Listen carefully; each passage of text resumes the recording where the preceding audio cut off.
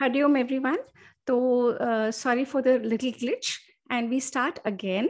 So welcome to the new session of Vedic Heritage Program by Devditi Foundation. और इन sessions के माध्यम से हम वाल्मीकि रामायण डिस्कस कर रहे हैं और बच्चों को बहुत सुंदर सुंदर श्लोक मंत्र और उनकी मीनिंग समझाते हैं और वाल्मीकि रामायण की कथा से हम लर्निंग सीखते हैं, है ना। तो अब मैं अपनी स्क्रीन शेयर करूंगी और हम मंत्र बोलेंगे। आप लोग मंत्र 1 सेकेंड।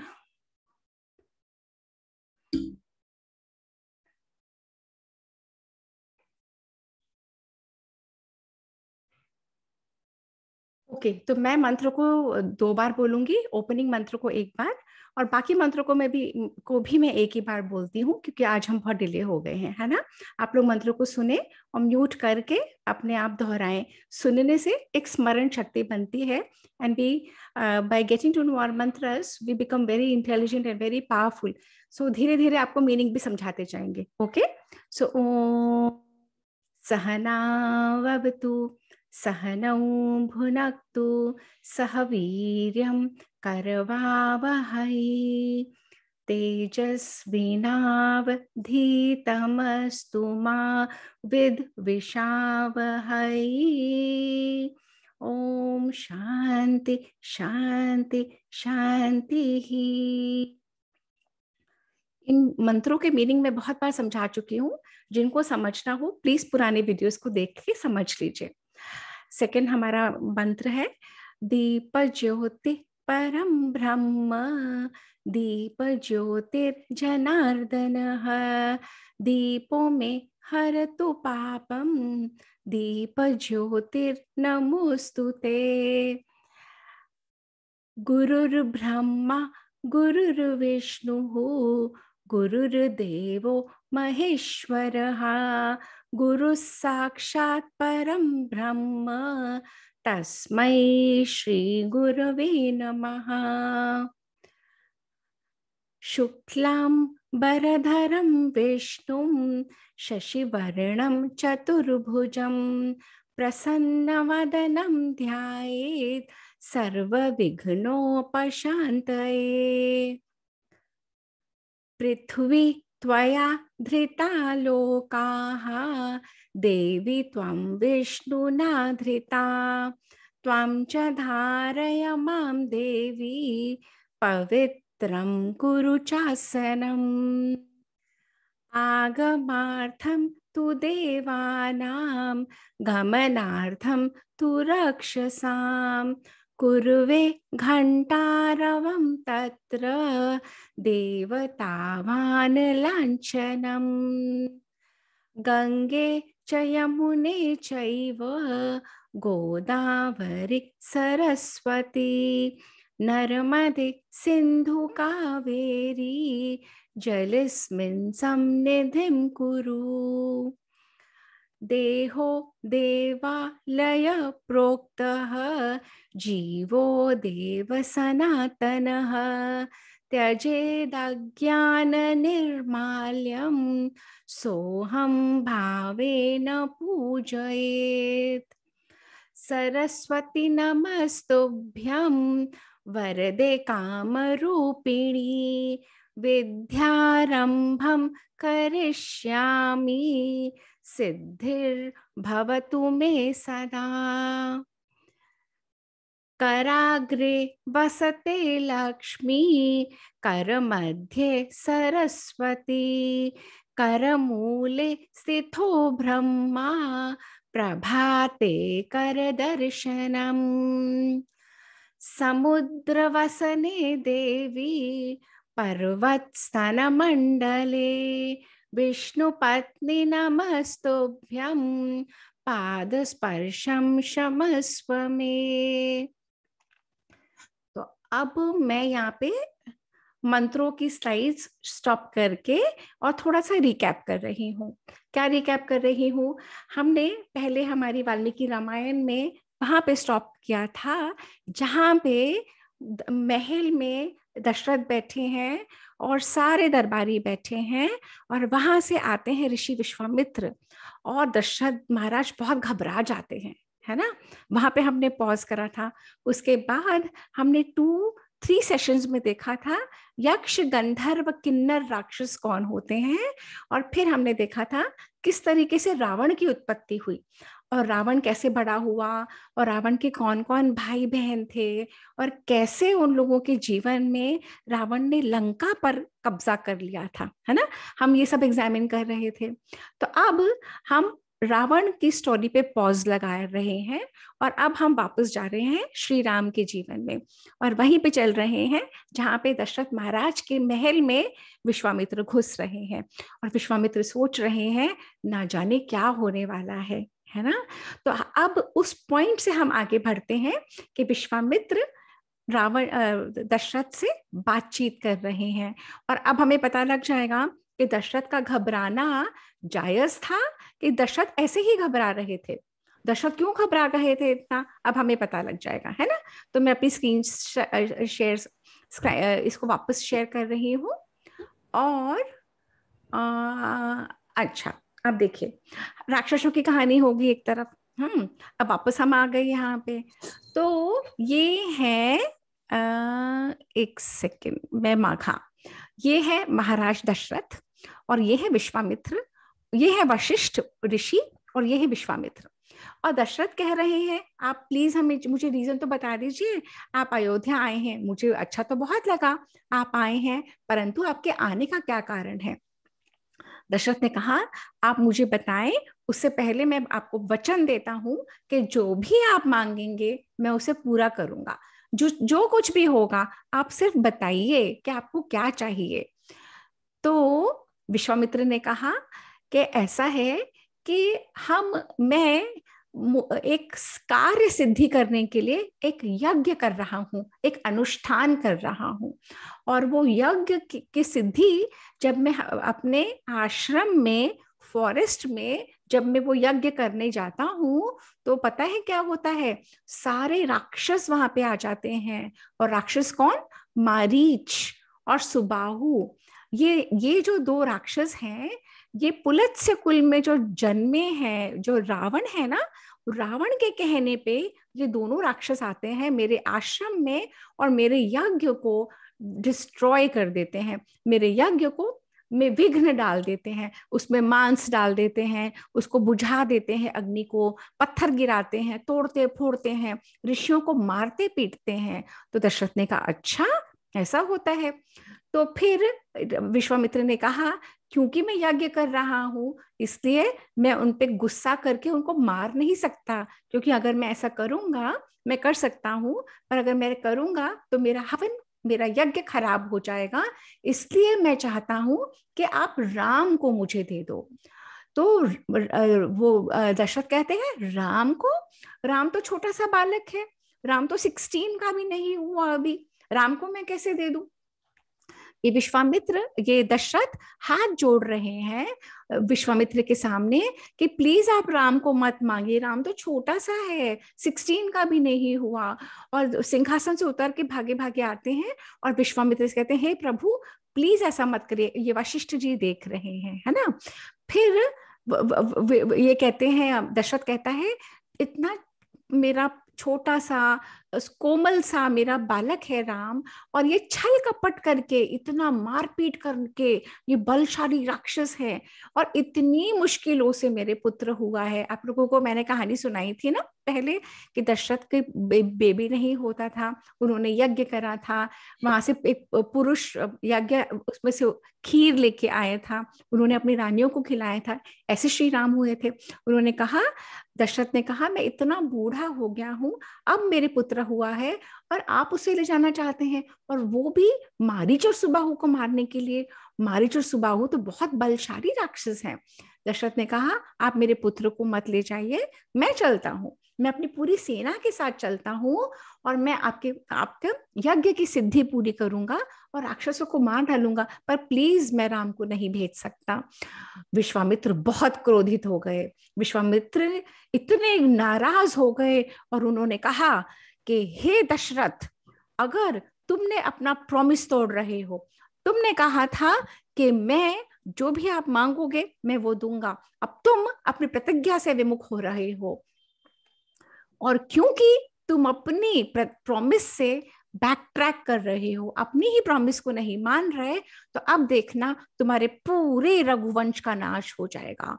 और दशरथ और घबरा गए और विश्वामित्र ने कहा, मत दो जो तुम्हें नहीं देना राम को, मैं जा रहा हूं, क्योंकि तुमने अपना माइंड बना लिया है राम को नहीं देने का। मैं जा रहा हूं खाली हाथ, जैसे आया था मैं वैसे ही चला जाऊंगा। और उधर विश्वामित्र के क्रोध से पूरी पृथ्वी कांपने लगी। ये पूरी अर्थ है ना हमारी, ये शेष नाग के सर के ऊपर होती है, और ये विष्णु भगवान है, और ये समुद्र में लेटे रहते हैं, वो पूरी अर्थ को बैलेंस करते हैं। और पूरी अर्थ कांपने लगी और सारे देवता घबरा गए। ब्रह्मा जी परेशान, विष्णु जी, लक्ष्मी जी परेशान, सब लोग हो गए कि हे राम, ये तो विश्वामित्र तो क्रोधित हो गए, विश्वामित्र तो नाराज हो गए।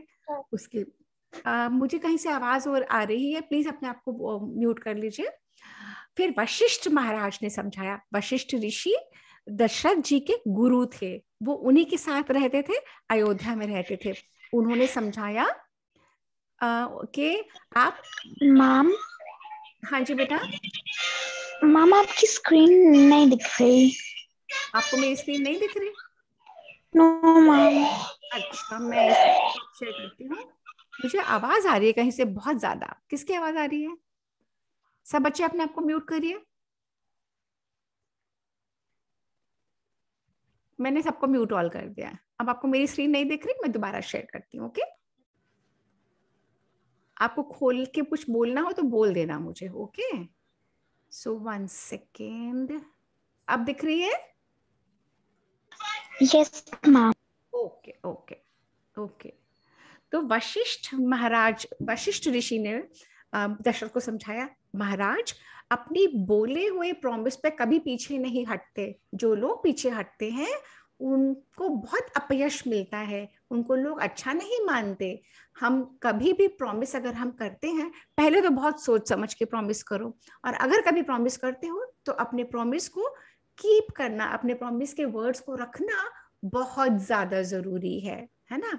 तो उसके बाद क्या होता है, उसके बाद विश्वामित्र वशिष्ठ ऋषि समझाते हैं दशरथ को, आप जानते हैं कि आपको लग रहा है कि आपका पुत्र 16 का भी नहीं है, और वन में आप भेज देंगे फॉरेस्ट में, तो बहुत बहुत उसके ऊपर अटैक करेंगे लोग। पर आप घबराइए मत, ये जो ऋषि विश्वामित्र है ना, ये हर संकट से, हर प्रॉब्लम से श्री राम को निकाल देंगे। आप जानते हैं महाराज दशरथ, वशिष्ठ कह रहे हैं, आपको पता है ये जो विश्वामित्र हैं, ये सारी अस्त्र विद्या के, यानी कि जितनी भी टेक्नोलॉजी है, मिसाइल्स की, बाणों की, रॉकेट्स की, लॉन्चर्स की, जितनी भी हमारे वेपन्स होते हैं ना, वो सारी अस्त्र विद्या में विश्वामित्र बेस्ट हैं, और वे सारी चीजें राम को भी सिखा देंगे।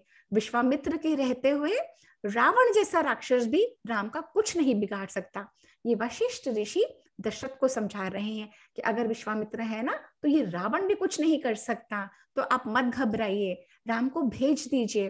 और अगर आप राम को भेजेंगे ना, तो विश्वामित्र राम को हर तरीके की शस्त्र विद्या, अस्त्र विद्या, बाणों की, फरसे की, मेसेस की, मिसाइल्स की, हर टेक्नोलॉजी राम को सिखा देंगे। और एक क्षत्रिय राजा के लिए ये बहुत जरूरी है। फिर वशिष्ठ ने कहा, दशरथ महाराज, क्या आप जानते हैं कि अस्त्र और शस्त्र कैसे बनते हैं, ये इनकी उत्पत्ति कैसे होती है? तो दशरथ ने कहा, नहीं। तो जैसे अभी आप लोगों को पता है, जिसको यूक्रेन और रशिया का वॉर हो रहा है, पता है? कोई मुझे खोल के बताओ, इंडिकेट करो, किसको पता है कि यूक्रेन और रशिया का वॉर हो रहा है? संवित को पता है ना? हाँ, और किसको पता है यूक्रेन और रशिया का वॉर हो रहा है? वरना मैम को पता है, और किसको पता है? अच्छा अच्छा, वेरी गुड। तो आप लोगों को पता है यूक्रेन और रशिया का वॉर हो रहा है, और जब वॉर होता है तो दोनों तरफ से जो बहुत पावरफुल साइड होता है, वो कैसे पावरफुल होता है, उनके पास बहुत सारे वेपन्स होते हैं, उनके पास बहुत टेक्नोलॉजी होती है, स्पेस मिसाइल्स होते हैं, रॉकेट लॉन्चर्स होते हैं। अब बात मत करिए, नहीं देख सकता। आप मेरी स्क्रीन नहीं देख सकते? सब कुछ दिख रही है मेरी स्क्रीन? कोई खोल के बता। Yes, ma'am. दिख रही है? हाँ बस ठीक है, अब बीच में मत बोलिएगा, ओके। तो मुझे नहीं दिख रही। तो बेटा आप दोबारा जाके वापस अंदर आओ, एग्जिट करके, या किसी दीदी को बुला के बोलो, आप मम्मा को बोलो, ओके। तो जब यूक्रेन और रशिया का वॉर होता है ना, तो जो पावरफुल साइड होती है उनके पास बहुत सारे वेपन्स होते हैं, जो वीक साइड होते हैं उनके पास कम होते हैं, और जीतते वो लोग हैं जो वेपन्स में, टेक्नोलॉजी में माहिर होते हैं, जिनको सब पता है। तो ऐसे ही ऋषि वशिष्ठ ने दशरथ को बोला कि आपको पता है अस्त्र शस्त्र की उत्पत्ति कहाँ से आए? तो दशरथ कहते हैं नहीं। तो ये जो मैं बता रही हूँ ना, ये बहुत बड़ों बड़ों को भी नहीं पता, पर हमारी वाल्मीकि रामायण में कहते हैं कि ये एक थे प्रजापति कृशाश्व, इनका नाम है प्रजापति कृशाश्व, और इनकी प्रजापति दक्ष की 2 बेटियां थी, ये 2 पुत्रियां थी, जिसका नाम था जया और सुप्रभा। उनका विवाह प्रजापति कृशाश्व के साथ हो गया। दक्ष प्रजापति ने अपनी 2 बेटियों का विवाह प्रजापति कृशाश्व के साथ करा। तो जया से प्रजापति कृशाश्व की जो जया नाम की जो लेडी थी, उसके 50 सन्स हुए, बहुत स्ट्रॉन्ग, बहुत बलशाली, पर बहुत गुड लुकिंग नहीं थे। पर वो चाहती थी, एक सेकेंड ना, लेट मी गेट, दिख नहीं रहा मुझे। असुरों को, ये जो जितने भी सारे ये 50 हुए थे ना, ये राक्षसों को मारने के लिए पैदा हुए थे, असुरों को मार डालने के लिए। और उधर सुप्रभा के 50 बॉयज हुए, 50 शक्तिशाली और रूपवान। वो जो पहले जया के हुए थे वो 50 शक्तिशाली थे पर बहुत गुड लुकिंग नहीं थे, और सुप्रभा के जो हुए 50 वो बहुत स्ट्रांग थे और गुड लुकिंग भी थे। अब कृशाश्व के हो गए 100 सन्स। तो कृशाश्व ने वो सारे 100 के 100 सन्स ऋषि विश्वामित्र को दिए। पहले विश्वामित्र ऋषि किंग थे, क्षत्रिय थे, राजा थे, तो सारे के सारे 100 सन्स ऋषि विश्वामित्र, किंग विश्वामित्र को कृशाश्व ने दिए, है ना। उसके बाद क्या हुआ, अब विश्वामित्र के बारे में ये कहते हैं, वशिष्ठ बता रहे हैं ये सारी बातें दशरथ महाराज को, कि वो जो 100 सन्स मिले कृशाश्व के, वो 100 सन्स ही अस्त्र और शस्त्र विद्या में महारथ थे। और क्योंकि विश्वामित्र के को इतनी सारी टेक्नोलॉजी मिल गई, और विश्वामित्र में इतनी कैपेबिलिटी है कि जो अभी तक नहीं भी टेक्नोलॉजी बनी है वो उसको भी आइडेंटिफाई कर सकते हैं। जैसे हमारे साइंटिस्ट रोज नई नई टेक्नोलॉजी बनाते हैं ना, तो विश्वामित्र हमारे ऋषि मुनि पहले इसी तरीके के साइंटिस्ट थे। विश्वामित्र, उसके अलावा वशिष्ठ कह रहे हैं विश्वामित्र सब जानते हैं, पास्ट को भी जानते हैं, फ्यूचर को भी जानते हैं, और वे वन में, फॉरेस्ट में आपके पुत्र को उसका कल्याण करने के लिए ले जा रहे हैं। ऐसा नहीं है कि वह राक्षसों को खुद नहीं मार सकते हैं, उनमें इतनी कैपेबिलिटी है, परंतु वे राम को स्ट्रांग बनाना चाहते हैं, इंटेलिजेंट और स्ट्रांग बनाना चाहते हैं, इसलिए ले जा रहे हैं। आप घबराइए मत। अंत में दशरथ समझ गए, और दशरथ ने राम को कह दिया कि आप जाओ ऋषि विश्वामित्र के पास के साथ। विश्वामित्र ने भी राम को लेके जाने लगे, पर जब राम को लेके जाने लगे तब लक्ष्मण आ गए। अब लक्ष्मण और राम हमेशा साथ रहते थे ना, मैंने बताया था ना कि लक्ष्मण कभी भी राम को नहीं छोड़ते थे, हमेशा राम को देखते रहते थे, जो राम करते थे वही लक्ष्मण करना चाहते थे। इसी तरीके से जब विश्वामित्र ऋषि राम को लेके जाने लगे, लक्ष्मण ने कहा मैं भी जाऊंगा। और फिर क्या होता है, ये है ऋषि विश्वामित्र, और ये है राम, और ये है लक्ष्मण, और पूरी प्रजा उनको छोड़ने जा रही है। कहाँ? अयोध्या के गेट्स तक। वहां से ऋषि विश्वामित्र उनको लेके चले जाएंगे। तो राम 16 के भी नहीं है, और छोटे से ही लक्ष्मण है, और दोनों को उनके पेरेंट्स ने, दशरथ महाराज ने और रानियों ने कहा अब चले जाओ। तो गुरु के साथ बच्चे जा रहे हैं, वन में जा रहे हैं, फॉरेस्ट में जा रहे हैं। अब क्या होता है, तो चलते चलते, तो कोई व्हीकल तो था नहीं, ऋषि थे वो, तो पैदल ही जाते थे, वॉक करते करते करते करते सिटी क्रॉस हो गई, फॉरेस्ट आ गया, पूरा फॉरेस्ट क्रॉस कर लिया, रिवर्स आ गई, और अंत में वो लोग 4th डे में वॉक कर करके सरयू नदी के तट पर पहुंचे। जब ये सरयू नदी, अयोध्या जो है वो सरयू नदी के पास ही है, तो not 4th day, the next day they reached, the same very day they reached Saryu नदी। जैसे आज सुबह वो लोग निकले और वो लोग वॉक कर करके शाम तक पहुंच गए सरयू नदी के तट के ऊपर। फिर राम बहुत इंटेलिजेंट थे, राम कांस्टेंट क्वेश्चंस करते जाते थे, राम पूछते चले जाते थे विश्वामित्र से, ये क्या है, ये क्या है, यहाँ पे क्या है, इतने क्वेश्चंस करते थे, इतने इंटेलिजेंट थे, उनको हर चीज सीखने की इच्छा करती थी। तो आप बच्चों को भी हर कुछ में क्वेश्चन करना चाहिए, पूछना चाहिए बड़ों से, अपने घर में भी अपने टीचर से ये क्या है, और खुद एक्सप्लोर करना चाहिए, है ना। तो सरयू नदी के तट पर पहुंचे, और जब सरयू नदी के तट पर पहुंचे तो विश्वामित्र ने राम को बला और अति बला, पहले सरयू के जल से उनको आचमन कराया, पूजा करवाई, और उसके बाद मंत्र सिखाए। क्या मंत्र सिखाए? बला और अति बला नाम के मंत्र। अब ये क्या मंत्र होते हैं? ये बड़े मजेदार मंत्र हैं।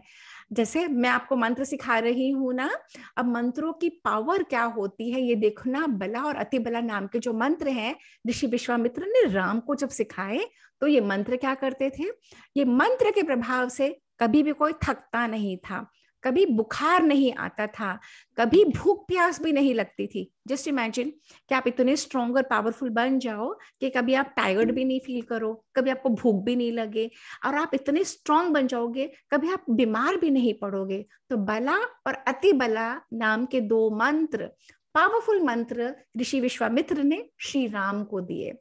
और उस मंत्र में ये भी था कि अगर रात को वो लोग सो रहे होंगे, अगर हम वन में फॉरेस्ट में कभी सोएंगे, हम तो अपने घरों में सोते हैं तो प्रोटेक्टेड होते हैं।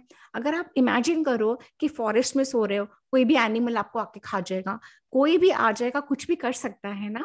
पर बला और अति बला नाम के ये जो 2 मंत्र थे, उससे राक्षस भी नहीं मार सकता, कोई एनिमल भी नहीं खा सकता, प्रोटेक्टेड रहोगे। समथिंग लाइक कि वो मंत्र आपके चारों तरफ एक कवच बना देगा, और वो कवच जैसे शील्ड होती है ना, उस तरीके की शील्ड बन जाएगी राम के और लक्ष्मण के अराउंड, कोई भी कुछ नहीं कर सकता। और उसके बाद ये जो बला और अति बला मंत्र हैं, तीनों लोकों में कहीं भी कोई भी बुद्धि में श्री राम के समान नहीं बनेगा, he will be the only one. तो विश्वामित्र ऋषि इतने पावरफुल ऋषि थे, उन्होंने मंत्र दिए, और उसके बाद उन्होंने बताया कि ये जो बला और अति बला है ना, इसकी भी स्टोरी है। अब हमारे जो इतिहास है ना, स्टोरी के अंदर स्टोरी के अंदर स्टोरी, हमारे पुराणों में भी यही है ना। तो ये बला और अति बला ये ब्रह्मा जी की 2 डॉटर्स हैं, है ना।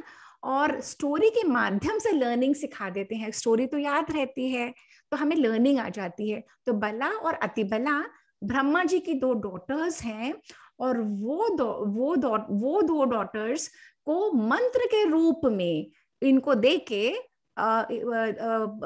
ऋषि विश्वामित्र ने श्री राम को दे दिए। फिर अंत में उस दिन रात हो गई, और उस रात को वो लोग पत्तों के सारे ड्राई लीव्स को इकट्ठा करा, उसको इकट्ठा करके, और वहीं पे दोनों राम और लक्ष्मण सो गए, और ऋषि विश्वामित्र अपनी तपस्या करते रहे, मेडिटेशन करते रहे। नाइट हो गई, फर्स्ट नाइट। फिर अर्ली मॉर्निंग में सनलाइट, डे खुला, फिर वो लोगों ने फिर चलना शुरू करा। पूरे दिन चलते गए, पूरे दिन चलते गए, और चलते चलते वो लोग रात को पहुंचे। कहाँ पहुंचे?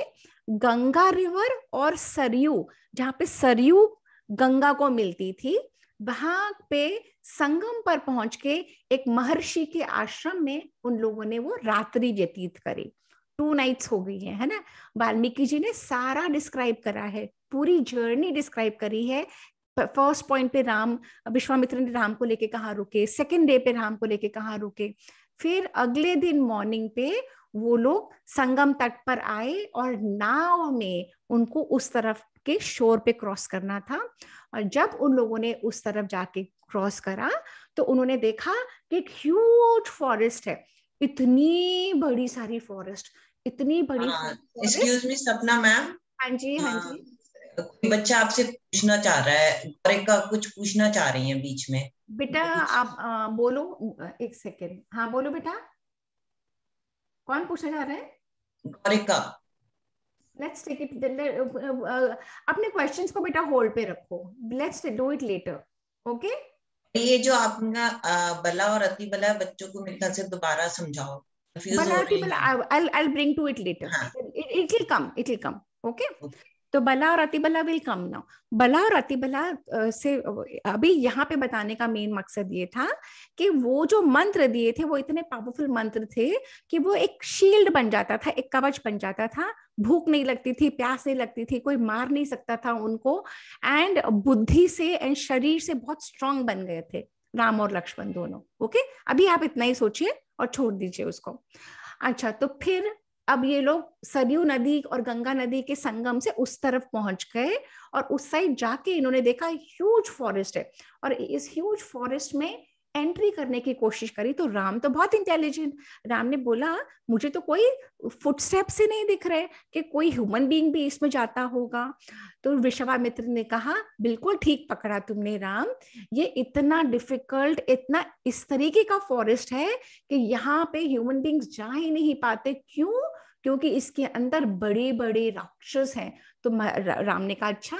तो राम ने पूछा ऋषि जी ये कौन सा वन है, इसका नाम क्या है, इसमें कोई मनुष्य दिखते क्यों नहीं? तो ऋषि विश्वामित्र ने कहा कि ये इस फॉरेस्ट की भी एक स्टोरी है। ये पहले मलद और करुष नाम के दो बहुत रिच और प्रॉस्परस टाउन्स, बहुत जनपद होते थे ऑन द आउटस्कर्ट्स ऑफ बड़े टाउन। जैसे अभी भी बड़े टाउन्स हैं, दिल्ली है, बॉम्बे है, पर दिल्ली के आसपास एनसीआर है, एनसीआर के भी आसपास छोटे छोटे छोटे टाउन्स होते हैं ना, फॉरेस्ट एरिया आ जाता है। तो ये मलद और करुष नाम के दो बहुत रिच और प्रॉस्परस जनपद थे जो देवताओं के द्वारा निर्मित हुए थे और बहुत सुंदर थे। परंतु कुछ ही समय बाद यहाँ पे ताड़का नाम की एक राक्षसी आ गई जो सुंद की पत्नी थी। अब ये ताड़का थी ना, इस ताड़का में 1000 एलिफेंट्स, 1000 हाथियों का बल था, और वो जो ताड़का थी उसको रूप भी, वो फॉर्म चेंज कर सकती थी, कभी कुछ बन जाती, कभी कुछ बन जाती, कभी एनिमल बन जाती, कभी कोई बहुत पिटी लेडी बन जाती, वो कुछ भी बन सकती थी। तो ये जो बहुत प्रॉस्परस था मलद और करुष, वहां पे ताड़का नाम की ये राक्षसी आ गई। और जैसे ही ताड़का नाम की राक्षसी आई तो ये जो मारीच और सुबाहु को मारने के लिए मैं तुमको मांग के लाया हूं तुम्हारे पिताजी दशरथ से ना, ये मारीच की ही मदर है ताड़का। तो मारीच ताड़का और उसके पति सुंद का पुत्र है। तो ये है टाइम है। हाँ जी, कुछ नहीं। अच्छा, अपने आप को म्यूट करो बेटा। तो ताड़का जो मारीच है ना, ताड़का और सुंद का पुत्र है। तो ताड़का ने ये पूरे डिस्ट्रक्शन कर दिया, ये पूरे करुष और मलद का डिस्ट्रक्शन कर दिया, और अब वो यहीं रहती है, और उसकी वजह से कोई भी इस फॉरेस्ट के अंदर जा नहीं पाता, क्योंकि वो सबको खा जाती है, वो सबको खा जाती है। तो मैं तुम्हें प्रिपेयर कर रहा हूँ राम, कि ताड़का एक लेडी है, एक स्त्री है, एक महिला है, एक लड़की है, परंतु तुमको उसे मारना है। विश्वामित्र बार बार उसको बोल रहे थे मारना है राम को। क्यों? क्योंकि राम को पता था कि अच्छे बॉयज जो होते हैं ना, कभी गर्ल्स पे हाथ नहीं उठाते, कभी भी गर्ल्स को नहीं मारते। परंतु अगर जैसे राक्षसी है, तो विश्वामित्र राम को प्रिपेयर कर रहे थे कि मैं आज्ञा दे रहा हूं, तुम्हें ताड़का का वध करना ही पड़ेगा।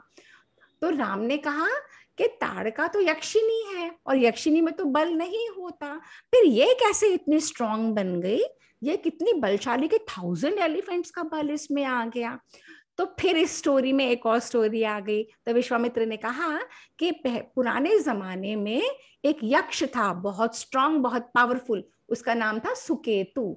उस सुकेतु ने घोर तपस्या करी कि उसने इतनी तपस्या करी कि मैं ब्रह्मा जी से एक बहुत स्ट्रांग, बहुत बलशाली बॉय मांगूंगा, पुत्र मांगूंगा, तो ब्रह्मा जी समझ गए कि ब्रह्मा जी ने कहा अगर इसको मिल जाएगा बहुत स्ट्रांग पुत्र तो ये पूरे लोगों को परेशान करेगा। जो बहुत स्ट्रांग हो जाता है ना रावण की तरह, वो बहुत लोगों को तंग भी करता है। तो ब्रह्मा जी समझ गए। तो ब्रह्मा जी ने उस सुकेतु को बॉय नहीं दिया, परंतु एक लड़की पैदा हुई और वो लड़कियों में 1000 हाथियों का बल था। वो पुत्री बड़ी होके ताड़का नाम बनी, जिसका विवाह सुंद के साथ हुआ और जिसका पुत्र ये मारीच है, जिसको मारने के लिए वो लेके आए हैं। पर मारीच ने क्या करा, जब अगस्त ऋषि एक बार अगस्त ऋषि ने सुंद को मार डाला, क्योंकि सुंद बहुत तंग कर रहा था, आश्रम में आके डिस्ट्रॉय कर देता था सब। तो उस अगस्त ऋषि ने श्राप दिया और सुंद को मार दिया। अब सुंद की पत्नी कौन थी, ये ताड़का। तो ताड़का अपने बेटे के साथ आ गई जिसका नाम है मारीच। ताड़का और मारीच ने आके अगस्त ऋषि को मारने की कोशिश करी। अगस्त ऋषि ने श्राप दे दिया उनको कि तुम दोनों अब यक्ष नहीं रहोगे, राक्षस बन जाओगे। तो इस तरीके से ताड़का राक्षसी बन गई। ताड़का का रूप बदल गया, विकराल मुंह वाली नरभक्षी राक्षसी ये बन गई ताड़का। और जो मारीच था वो भी बहुत बड़ा राक्षस बन गया। तो इसीलिए हे राम, विश्वामित्र कह रहे हैं हे राम, तुम्हें इस लड़की का, इस राक्षसी को मारना ही है। ये धर्म नहीं फॉलो करती, ये सब लोगों को खा जाती है, किसी को इस वन में घुसने नहीं देती। ये और इसका पुत्र बहुत बहुत बहुत खराब है। तो अंत में राम समझ गए। राम ने अपना धनुष निकाला और जोर से प्रत्यंचा चढ़ाई। इतनी जोर से आवाज आई कि उस आवाज से, वो भीषण आवाज सुन के, और वहां पे कौन आ गई, ताड़का आ गई। ये देखो, ये है ताड़का, ये ताड़का आ गई। कौन आया है मेरे फॉरेस्ट में, ऐसे कर करके मैं देखती हूँ। और ये राम है और ये लक्ष्मण, और इतनी बड़ी राक्षसी वहां पे आई। और उसके बाद उस राक्षसी ने बड़े बड़े पत्थर डालने शुरू करे राम के ऊपर, लक्ष्मण के ऊपर, और अपनी माया से। और उधर से राम बो मारते और पत्थरों को वो कर देते, उधर से लक्ष्मण मारते, और ऐसे कर करके भयानक युद्ध हुआ। अंत में राम ने उस राक्षसी को पेट में मारा और लक्ष्मण ने उनकी नाक और कान सब काट दिए और राम ने उनके हाथ और पैर काट दिए। और फिर भी वो राक्षसी इनविजिबल हो गई, और इनविजिबल होके भी बड़े बड़े पत्थर, क्योंकि वो माया करती थी, वो मैजिक करके, इल्यूजन करके बड़े बड़े बड़े बड़े पत्थर डालने लगी। और बड़े बड़े पत्थर डालने के बाद अंत में राम ने उसको मार डाला। और जैसे ही राक्षसी मरी, विश्वामित्र ऋषि इतने खुश हुए, उन्होंने राम को गले लगाया और सारे देवताओं ने आकाश से और फूलों की वर्षा करनी शुरू करी।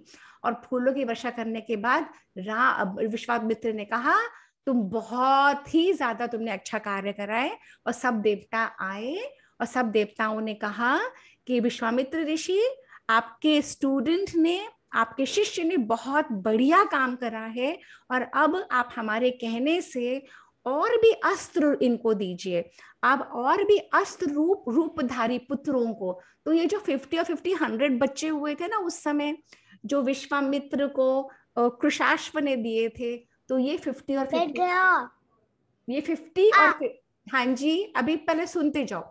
ये 50 बच्चे जया के, ये 50 बच्चे सुप्रभा के, ये सारे बच्चों के रूप में ये अस्त्र थे और ये श्री राम को समर्पित कर दिए।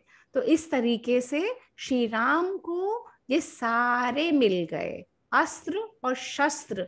और फिर ऋषि विश्वामित्र ने उनको और उपदेश दिया और टेक्नोलॉजी दी, और सारे के सारे ये मंत्र श्री राम के पास पहुंच गए।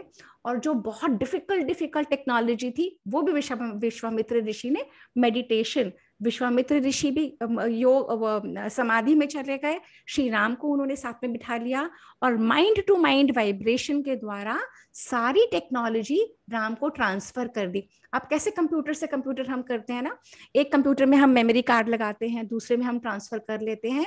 तो तब हमारी टेक्नोलॉजी इतनी स्ट्रॉन्ग और इतनी पावरफुल थी कि एक माइंड से दूसरे माइंड में ऑटोमेटिक ट्रांसफर, पर वो माइंड को उस लेवल पे आना पड़ता था। ऐसे करके और ये सारे के सारे 100 बॉयज की जो सेना है ये श्री राम के पास आ गई।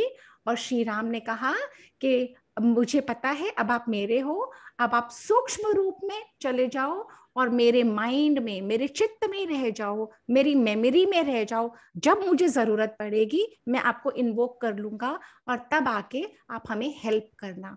इस तरीके से श्री राम की वन की यात्रा आगे चलती गई। सारे देवता बहुत खुश हुए, श्री राम और पावरफुल बन गए। उनके गुरु ने उनको और टेक्नोलॉजी और विद्या और साइंस सिखाई और इतना सिखा सिखा के उनको बहुत स्ट्रांग बना दिया। आगे जाते जाते और श्री राम को एक बहुत सुंदर जगह दिखी, बहुत सुंदर। ये देखिए, ये यहाँ पे इतने माउंटेन्स के बीच में और ये जगह दिखी और श्री राम ने कहा, भगवान विश्वामित्र ऋषि, हम कहाँ पहुंच गए? ये किसका आश्रम है? मैं जानना चाहता हूँ।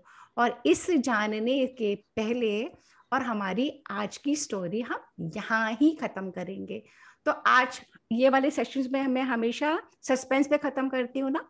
पहले हम सस्पेंस में खत्म कर रहे थे कि पिछली बार रावण के साथ क्या हुआ, फिर हमने कहा विश्वामित्र आ गए, और आज हम उस पॉइंट पे पहुंचे हैं कि श्री राम कह रहे हैं वो इतना सुंदर दिख रहा है, वो क्या पॉइंट है। तो अब तक हमने क्या देखा कि श्री राम को बला और अति बला मिल गई और वो मंत्रों की पावर से वो बहुत स्ट्रांग बन गए। उसके अलावा उनको इतनी टेक्नोलॉजी ऋषि विश्वामित्र ने दे दी जो मंत्रों की पोटेंसी से इन्वोक करके और वो वॉर्स को विन कर सकते थे, है ना। तो सब बच्चों को समझ में आई अभी तक की स्टोरी? किस किस को नहीं समझ में आई है? वेदांत, ध्रुव, गौरिका, रीत और कौन है अनय, संविद, देवांश। किसी को रिकैप करना है आज की स्टोरी का? वंदना मैम, आपको कुछ पूछना है? मुझे पूछना नहीं है, मैं बस ये चाह रही थी कि एक इसको सिंप्लीफाइड मैनर में आप इसको समराइज कर दो। मैं कर कि हाँ, जैसे हमें हमारे गुरु ने, उनके गुरु ने उनको किस तरह से बला आदि बला का वो करा, वो कवच क्या होता है। कि जैसे हम बहुत स्पेसिफिक हिंदी वर्ड्स बोलते हैं ना, तो बच्चों को वो ग्रैब नहीं होते। अभी कर देती हूँ। कवच क्या, प्रोटेक्टिंग शील्ड है या क्या है, तो बता इस तरह से थोड़ा सा। ठीक है, ठीक है। तो वंदना मैम ने बहुत अच्छा पॉइंट करा है, क्योंकि हम लोगों को यूज टू है हम इंग्लिश में कम्युनिकेट करने के लिए ना। तो जैसे पुराने जमाने में वॉर्स जब फाइट करते थे ना, देखो अभी I will bring it down to today. अब जब जैसे कोरोना का काल आया था, अभी कोरोना में जब हम लोग जब जाते हैं कोरोना में हम टेस्ट वेस्ट कराने के लिए, तो वो पूरा पीपीई किट पहनते हैं ना। तो वो पीपीई किट क्यों पहनते हैं? अपने आप को प्रोटेक्ट करने के लिए पहनते हैं ना। तो उसी तरीके से जब बैटल्स लड़े जाते थे ना, तो आर्मर्स लगा लेते थे यहाँ पे, हाँ, आर्मर्स लेके और बो एंड एरो से करते थे। उससे भी पहले जब टेक्नोलॉजी इतनी एडवांस थी, तो आप सोचो कि जैसे ये है और पूरी प्रोटेक्टिव शील्ड इसके आसपास हो जाए। तो इस तरीके से मंत्र जो थे अति भला और अति बला, ये विश्वामित्र ऋषि ने अपने तपस्या से इतनी एडवांस टेक्नोलॉजी इन्वेंट करी थी, वो उन्होंने टेक्नोलॉजी अपने राम और लक्ष्मण को दे दी, है ना। तो हमें यहाँ पे कंफ्यूज नहीं होना है। जितने सारे मैंने क्रोनोलॉजी बताई वो बड़ों बड़ों को भी नहीं पता है ना। तो आप लोग बच्चों बिल्कुल कंफ्यूज मत हो। मोटा मोटा आप लोग माइंड में पॉइंट ये रखो कि श्री राम को विश्वामित्र अपने अयोध्या से ले गए और वन के अंदर ले गए। तो आज का जो सेशन था वो डिस्क्राइब कर रहा है कि उस जर्नी में क्या क्या आया। तो क्योंकि वाल्मीकि जी ने हमारी हिस्ट्री लिखी है उसने कहाँ से, तो उन्होंने बताया कि फर्स्ट डे वो लोग कहाँ रुके, सेकेंड डे कहाँ रुके, थर्ड डे कहाँ रुके, और कैसे कैसे मारीच को तो अभी उनको मारना है। मारीच और सुबाहु तक अभी पहुंचे नहीं है। आज उन्होंने ताड़का का व्रत करा है कि जो ताड़का है, तो उनको विश्वामित्र को इतना प्रिपेयर करना पड़ा राम को, क्योंकि राम की ट्रेनिंग थी कि किसी भी गर्ल पे हाथ नहीं उठाना। जैसे आप लोगों को भी कि घरों में बोलते हैं ना कि अपनी बहनों को, छोटी बहनों को आपको कुछ नहीं करना है, स्कूल में भी गर्ल्स को आपको कुछ नहीं करना है, वैसे ही राम की ट्रेनिंग थी कि किसी भी फीमेल्स के ऊपर हाथ नहीं उठाना। तो विश्वामित्र राम को प्रिपेयर कर रहे थे, तो इसीलिए विश्वामित्र ने ताड़का की बैक हिस्ट्री बताई कि ताड़का ये थी और ताड़का इतना डिस्टर्ब करती थी, इसीलिए उसको मारना जरूरी है। तो सिर्फ हमें यही ध्यान रखना है, कंफ्यूज बिल्कुल नहीं होना। जो 2-4 मंत्र हैं, जो डिवाइसेस हैं, अस्त्र हैं, जैसे अब भी अगर हम आज भी आर्मी में देखेंगे इतनी टेक्नोलॉजी है, अलग अलग तरीके के मिसाइल्स हैं, अलग अलग तरीके के स्पेसक्राफ्ट्स हैं, एयरक्राफ्ट्स हैं, तो हमें कंफ्यूज नहीं होना। मेन स्टोरी का हम मोटा मोटी समझेंगे कि श्री राम को वो वन में ले गए हैं उनको स्ट्रांग बनाने के लिए, सिखाने के लिए, क्योंकि विश्वामित्र फ्यूचर देख सकते हैं। विश्वामित्र को पता है कि राम का आगे जाके बहुत सारा समय वन में बीतेगा, तो with that agenda in mind वो लेके गए हैं, है ना। वंदना मैम, आपको कुछ और कहना है? मैं बच्चों को बस यही बताना चाह रही हूँ कि फीमेल्स के ऊपर हाथ क्यों नहीं उठाते थे पहले, और हमारी शिक्षा हमें एजुकेट भी इसी तरह करा गया, क्योंकि हमारे यहाँ फीमेल्स को हमेशा ऊपर प्लेटफॉर्म दिया गया है, हमेशा पूजा की गई है। आप देखिए ना कितनी गॉडेसेस हैं हमारी, कितनी सारी देवी माताएं हैं, तो फीमेल को हमेशा रिस्पेक्ट दिया जाता था, उस पे हाथ नहीं उठाते थे। तो वो दैट वाज द ट्रेनिंग, ये ट्रेनिंग होती थी, चाहे बहन है चाहे कोई भी है, कोई भी लेडी है, उस पे आपने हाथ नहीं उठाना है, चाहे आप कितने भी वॉरियर हो, आपको नहीं उठाना। और सेकेंडली सपना मैम ने तो बहुत अच्छी तरह से, मुझे भी नहीं पता था इसमें इतनी सारी स्टोरीज हैं अंदर ही अंदर।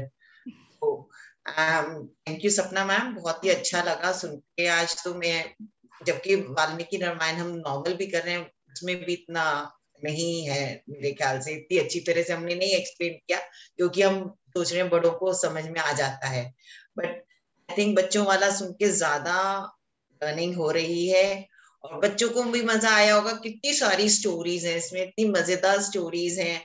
बिल्कुल आपने ठीक बोला। हाँ। क्योंकि जब मैं इसका रिसर्च कर रही थी तो मुझे भी समझ में आया कितनी सारी चीजें मैंने मिस कर दी थी पहली रीडिंग में। तो जब हम सेकंड रीडिंग्स करते हैं या जब हम बच्चों को सिखाने के हिसाब से कर रहे हैं, तो पहले हमारी ग्रोथ होती है, हम सीखते हैं। तो मैं हाईली रेकमेंड करूंगी सब बड़ों को ये सेशंस अटेंड करने के लिए, बिकॉज जब बड़े अटेंड करेंगे, specially with the slide show. और ये स्लाइड शो में मैं सुनो रामायण यूट्यूब पे जो चैनल है उसको थैंक यू करना चाहती हूँ कि हम लोग आपकी स्लाइड्स को यूज कर रहे हैं, स्क्रीनशॉट्स करके कर रहे हैं। पर हम आपसे प्रॉमिस करते हैं, और हम ये नॉन प्रॉफिट एक्टिविटी है, हम लोग सिर्फ अपने बच्चों को करवा रहे हैं देवदीति फाउंडेशन के थ्रू। तो आप लोगों को मैं हर स्लाइड्स में मैं आप लोगों को रेफरेंस देके, आप we are paying a tribute to the work that you are doing. तो सुनो रामायण एक चैनल है, उसके ऊपर से मैं ले रही हूँ, and very nicely done. So thank you सुनो रामायण, आई वांटेड टू से दिस आल्सो, एक्नॉलेजमेंट है बेसिकली, है ना। तो अब हम वंदना मैम चले, हम आज का क्लोजिंग मंत्र कर ले, है ना। मैं बच्चों से पूछना चाहती हूँ, किसी का व्हाट्सएप ग्रुप जवाब नहीं आया था, मैंने 2 गिफ्ट भेजे थे, दिवांश और अनय को। इन लोगों ने मुझे बताया नहीं कि इनके गिफ्ट्स मिले ही नहीं मिले। पूछ लेते हैं अभी। जो क्विज हमने कराया था उसके गिफ्ट्स भेजे थे। अनय भी सेशन में है, अनय को बुखार हो रहा था। वंदना सुपर्णा, मिल गया आपको अनय का गिफ्ट? मिल गया बेटा? नहीं को मुझे भेजे हुए 1 महीना हो गया। क्या बोल रहे? नहीं मिला? अमेज़न के थ्रू भेजा है। नहीं मिला, नहीं मिला, नहीं मिला। नानी, हाँ बेटा, आप देख नहीं रहे हो नानी को? हाँ बेटा, आप एक बात सुनो, आपके पास माइक है? मेरे पास माइक है। ये सब बातें आप बाद में कर लेना, नानी को फोन। मेरे पास माइक है, नानी माइक पे बोल रही है। हाँ जी, माइक है, ये देखो ये रहा माइक, है ना।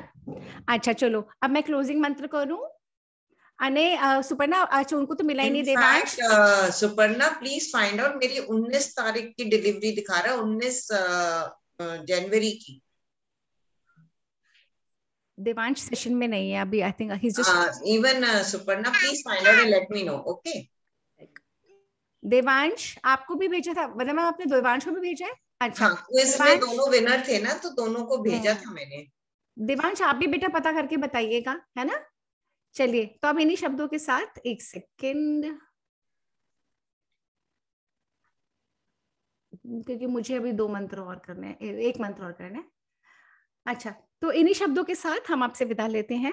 हमारा ऑनलाइन कांस्टेंट होमवर्क है, बच्चों को मंत्रों की वीडियो बना के भेजने हैं, 1 से 100 तक की गिनती के बना के भेजने हैं।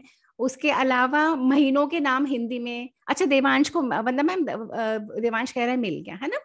तो उसके अलावा हिंदी में महीनों के नाम, तिथियों के नाम, तो ये सब हमें करना है। और हम करते चले जाएंगे और मंत्रों को याद करके और चैंटिंग का वीडियो भेजें, है ना।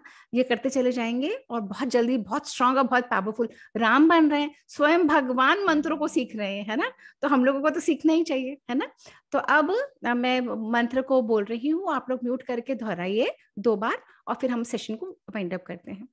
ओम पूर्णमद पूर्णमिदं पूर्णात् पूर्णमुदच्यते पूर्णस्य पूर्णमादाय पूर्णमेवावशिष्यते।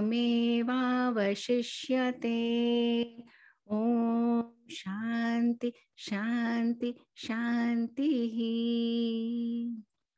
सो हरिओम everyone, and we will see you next Saturday बच्चों के सेशन के लिए। और जो बड़े जुड़ना चाहते हैं, हम लोग वाल्मीकि रामायण कर रहे हैं दीदी स्वाध्याय क्लब के अंतर्गत ट्यूजडेज को 4 o'clock, और उसमें हम पहुंचे हैं युद्ध कांड पे। But I highly motivate everybody to come and attend these sessions. ये बच्चों से ज्यादा हम बड़ों के लिए है, क्योंकि हम बड़ों को भी कुछ नहीं पता है। हरिओम हरिओम। हरिओम।